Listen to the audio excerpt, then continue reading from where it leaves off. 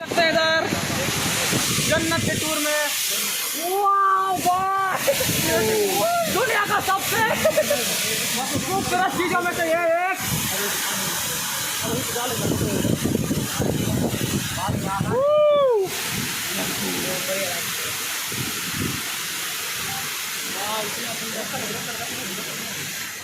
जो कि बहुत ही शानदार नजारा पागे बिना नहीं मिले मजा का। ऊपर में भी बहुत ऊंचा है, इधर एंजॉय के साथ पूरा मूवमेंट। अबे पीछे से एक झरना जीत गए, अब हम जा रहे हैं इधर। रील बनाना कभी हमारे दोस्त नखरे कर रहे थे तब हम आए झरना बटे अल्कोहल हवे गांडी है भाई,